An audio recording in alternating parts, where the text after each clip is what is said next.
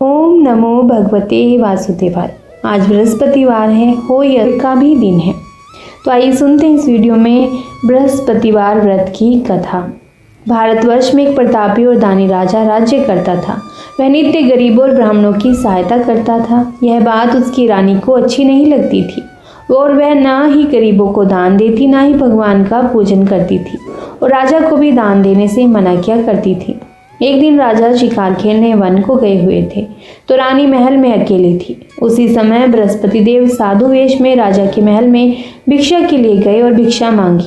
रानी ने भिक्षा देने से मना कर दिया और कहा, हे साधु महाराज, मैं तो दान पुण्य से तंग आ गई हूँ। मेरा पति सारा धन लुटाते रहते हैं। मेरी इच्छा है कि हमारा धन नष्ट हो जाए और फिर न रहेगा बांस, न बजेगी बांसुरी। साधु ने भी कहा कि देवी, तुम तो बड़ी विचित्र हो। धन संतान तो सभी चाहते हैं, पुत्र और लक्ष्मी तो पापी के घर भी होने चाहिए। यदि तुम्हारे पास अधिक धन है तो भूखों को भोजन दो, प्यासों के लिए प्याऊ बनवाओ, मुसाफिरों के लिए धर्मशालाएं खुलवाओ। जो निर्धन अपनी कुंवारी कन्याओं के विवाह नहीं कर सकते, उनका विवाह ही करा दो। ऐसे और भी बहुत से काम हैं जिनको करने से तुम्हारा यश लोक परलोक में फैलेगा। परंतु रानी पर उपदेश का कोई प्रभाव नहीं पड़ा। वह बोली, महाराज, आप मुझे कुछ न समझाएं। मैं ऐसा धन नहीं चाहती जो हर जगह बांटती फिरूं। साधु ने उत्तर दिया, यदि तुम्हारी ऐसी इच्छा है तो तथास्तु। तुम ऐसा करना कि बृहस्पतिवार को घर लीप कर पीली मिट्टी से अपना सिर धोकर स्नान करना, भट्टी चढ़ाकर कपड़े धोना। ऐसा करने से आपका सारा धन नष्ट हो जाएगा। इतना कहकर वह साधु महाराज वहां से आलोप हो गए। साधु के अनुसार कई बातों को पूरा करते हुए रानी को केवल 3 ही बृहस्पतिवार बीते थे कि उसकी समस्त धन संपत्ति नष्ट हो गई। भोजन के लिए राजा का परिवार तरसने लगा। तब एक दिन राजा ने रानी से कहा कि हे रानी, तुम यहीं रहो, मैं दूसरे देश को जाता हूँ, क्योंकि यहाँ पर सभी लोग मुझे जानते हैं, इसीलिए मैं कोई छोटा कार्य भी नहीं कर सकता। ऐसा कहकर राजा प्रदेश चला गया। वहाँ वह जंगल से लकड़ी काट कर लाता और शहर में बेचता। इस तरह वह अपना जीवन व्यतीत करने लगा। इधर राजा के प्रदेश जाते ही रानी और दासी दुखी रहने लगी। एक बार जब रानी और दासी को 7 दिन तक भोजन के बिना रहना पड़ा तो रानी ने अपनी दासी से कहा, हे दासी, पास ही के नगर में मेरी बहन रहती है, वह बड़ी धनवान है, तो उसके पास जा और कुछ ले आ ताकि थोड़ी बहुत गुजर बसर हो सके। दासी रानी की बहन के पास गई। उस दिन भी गुरुवार था और रानी की बहन उस समय बृहस्पतिवार व्रत की कथा सुन रही थी। दासी ने रानी की बहन को अपनी रानी का संदेश तो दे दिया, लेकिन रानी की बड़ी बहन ने कोई उत्तर नहीं दिया, क्योंकि वह बृहस्पतिवार व्रत की कथा सुन रही थी। जब दासी को रानी की बहन से कोई उत्तर नहीं मिला तो वह बहुत दुखी हुई, उसे क्रोध भी आया। दासी ने वापस आकर रानी को सारी बात बता दी। सुनकर रानी ने अपने भाग्य को कोसा। उधर रानी की बहन ने सोचा कि मेरी बहन की दासी आई थी, परंतु मैं उससे कुछ भी नहीं बोली, इससे वह बहुत दुखी हुई होगी। कथा सुनकर और पूजन समाप्त करके वे अपनी बहन के घर आई और कहने लगी, हे बहन, मैं बृहस्पतिवार का व्रत कर रही थी, तुम्हारी दासी मेरे घर आई थी, परंतु जब तक कथा होती तब तक ना तो उठते हैं और ना ही बोलते हैं, इसीलिए मैं ना बोली ना ही मैंने कुछ किया। तो कहो दासी क्यों गई थी? रानी बोली, बहन, तुमसे क्या छुपाऊं, हमारे घर में खाने तक को अनाज नहीं था। ऐसा कहते कहते रानी की आंखें भर आई। उसने दासी समेत पिछले 7 दिनों से भूखे रहने तक की बात अपनी बहन को विस्तार पूर्वक सुना दी। रानी की बहन बोली, देखो बहन, भगवान बृहस्पति देव सबकी मनोकामना को पूर्ण करते हैं। देखो, शायद तुम्हारे घर में अनाज रखा हो। पहले तो रानी को विश्वास नहीं हुआ, पर बहन के आग्रह करने पर उसने अपनी दासी को अंदर भेजा तो उसे सचमुच अनाज से भरा एक घड़ा मिल गया। यह देखकर दासी को बड़ी हैरानी हुई। दासी रानी से कहने लगी, हे रानी, जब हमको भोजन नहीं मिलता तो हम व्रत ही तो करते हैं, इसलिए क्यों ना इनसे व्रत और कथा की विधि पूछ ली जाए ताकि हम भी व्रत कर सके। तब रानी ने अपनी बहन से बृहस्पतिवार व्रत के बारे में पूछा। उसकी बहन ने बताया, बृहस्पतिवार के व्रत में चने की दाल और मुनक्का से विष्णु भगवान का केले की जड़ में पूजन करें और दीपक जलाएं, व्रत कथा सुने और पीला भोजन ही करें, इससे बृहस्पति देव प्रसन्न होते हैं। व्रत और पूजन विधि बताकर रानी की बहन अपने घर को लौट आई। 7 दिन के बाद जब गुरुवार आया तो रानी और दासी ने व्रत रखा। गुड़साल में जाकर चना और गुड़ लेकर आई। फिर उसने केले की जड़ तथा विष्णु भगवान का पूजन किया। अब पीला भोजन कहाँ से आए, इस बात को लेकर दोनों बहुत दुखी थे। क्योंकि उन्होंने व्रत रखा था, इसीलिए बृहस्पति देव उनसे प्रसन्न थे। इसीलिए वे एक साधारण व्यक्ति का रूप धारण कर 2 थालों में सुंदर पीला भोजन दासी को दे गए। भोजन पाकर दासी प्रसन्न हुई और फिर रानी के साथ मिलकर भोजन ग्रहण किया। उसके बाद में सभी गुरुवार को व्रत और पूजन करने लगी। बृहस्पति भगवान की कृपा से उनके पास फिर से धन संपत्ति आ गई, परंतु रानी फिर से पहले की तरह आलस्य करने लगी। तब दासी बोली, देखो रानी, तुमने पहले भी इस प्रकार आलस्य करती थी, तुम्हें धन रखने में कष्ट होता था, इस कारण सभी धन नष्ट हो गया, और अब जब भगवान बृहस्पति देव की कृपा से धन मिला है तो तुम्हें फिर से आलस्य होता है।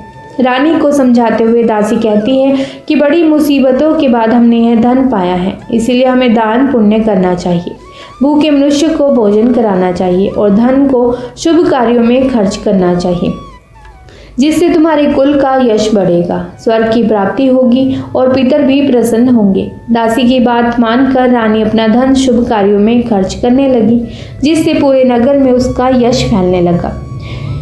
बृहस्पतिवार व्रत कथा के बाद रानी श्रद्धा के साथ आरती भी करती थी और इसके बाद प्रसाद बांटकर उसे ग्रहण भी करती थी। और एक दिन राजा दुखी होकर जंगल में एक पेड़ के नीचे आसन जमाकर बैठ गया था। वह अपनी दशा को याद करके व्याकुल होने लगा, क्योंकि वह दूसरे किसी नगर में था। बृहस्पतिवार का दिन था। उस दिन भी एकाएक उसने देखा कि निर्जन वन में एक साधु प्रकट हुए। वह साधु वेश में स्वयं बृहस्पति देवता थे। लकड़हारे के सामने आकर बोले कि हे लकड़हारे, इस सुनसान जंगल में तू चिंता मगन क्यों बैठा है। लकड़हारे ने दोनों हाथ जोड़कर प्रणाम किया और उत्तर दिया, महात्मा जी, आप सब कुछ जानते हैं, मैं क्या कहूँ। यह कहकर रोने लगा और साधु को अपनी आत्मकथा सुनाई।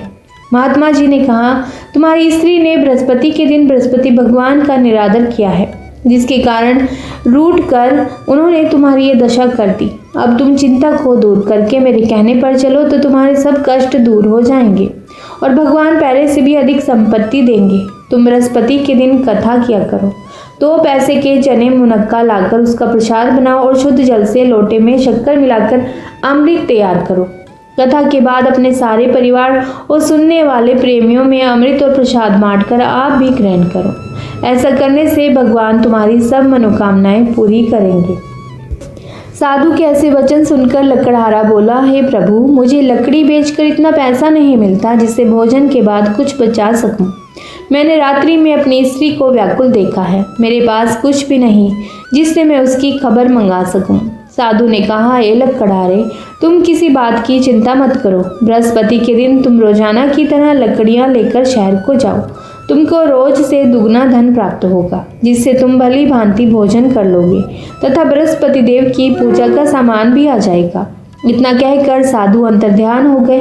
धीरे धीरे समय व्यतीत होने लगा और फिर वही बृहस्पतिवार का दिन आया। लकड़हारा जंगल से लकड़ी काटकर किसी शहर में बेचने गया। उसे उस दिन और दिन से भी ज्यादा पैसा मिला।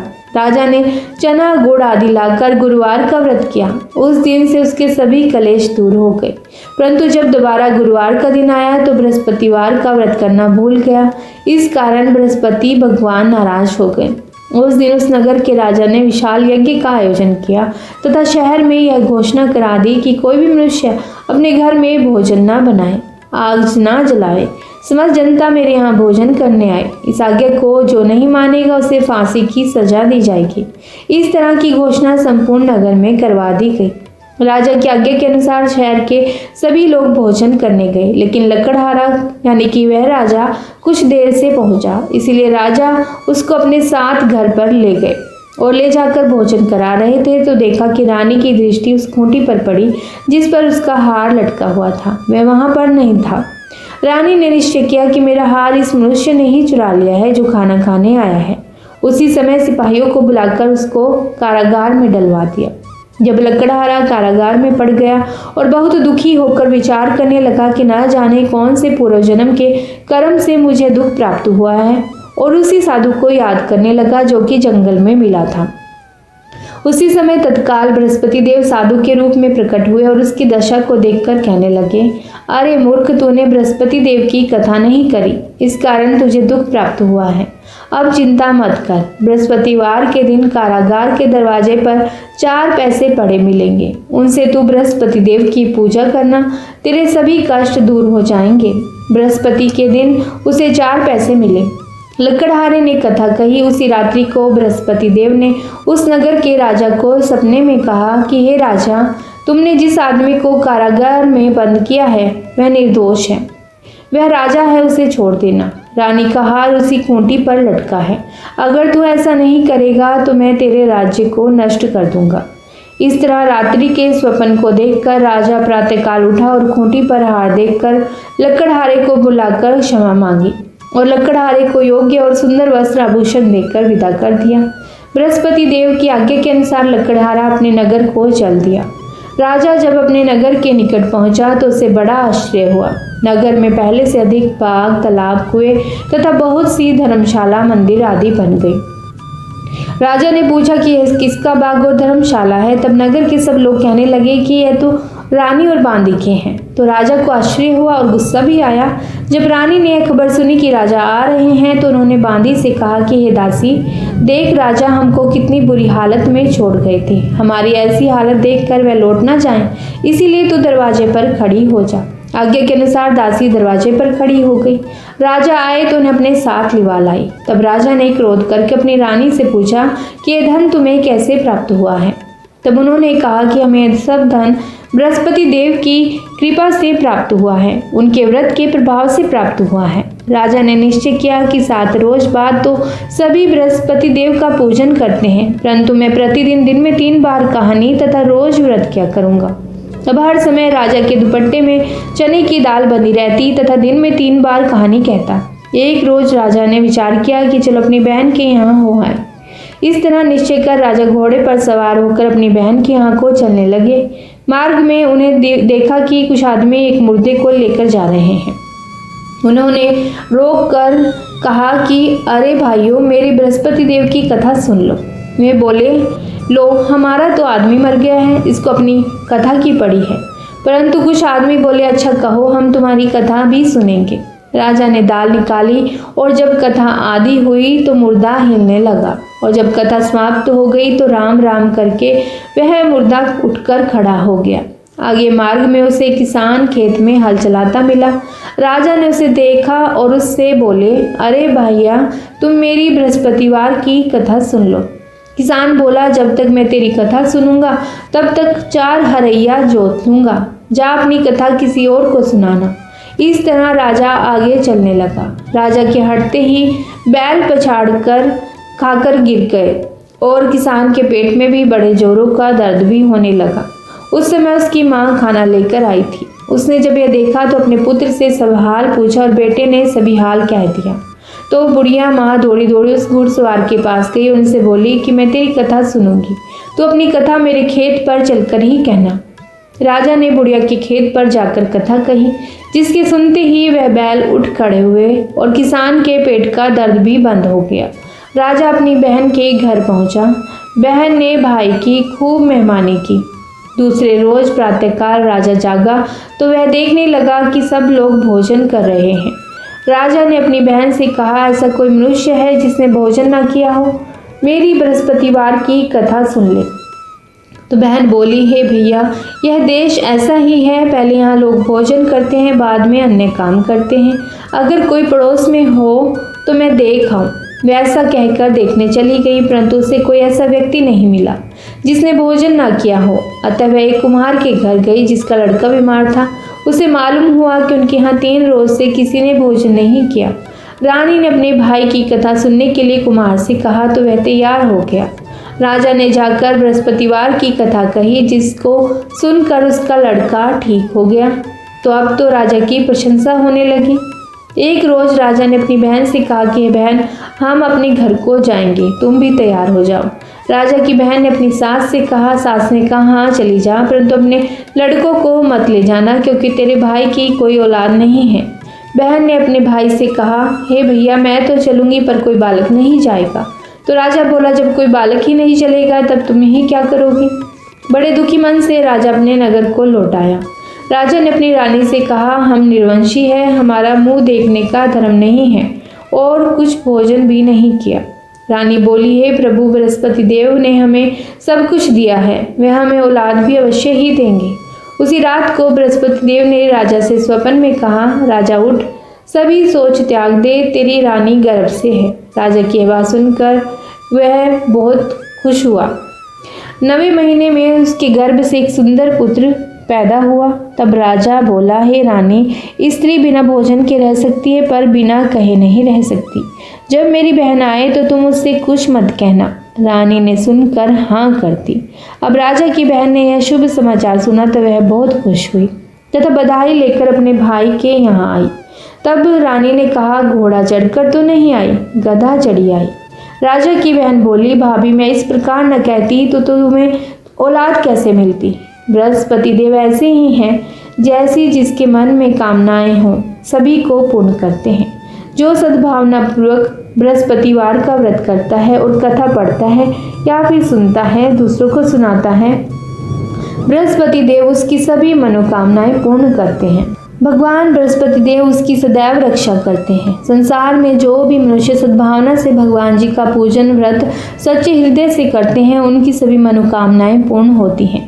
जैसे सच्ची भावना से रानी और राजा ने उनकी कथा का गुणगान किया तो उनकी सभी इच्छाएं बृहस्पति देव जी ने पूर्ण की थी। इसीलिए पूर्ण कथा सुनने के बाद प्रसाद लेकर जाना चाहिए।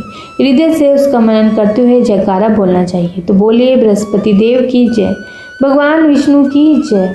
आइए सुनते हैं बृहस्पति देव की दूसरी कथा। प्राचीन काल में एक ब्राह्मण रहता था। वह बहुत निर्धन था, उसकी कोई संतान नहीं थी।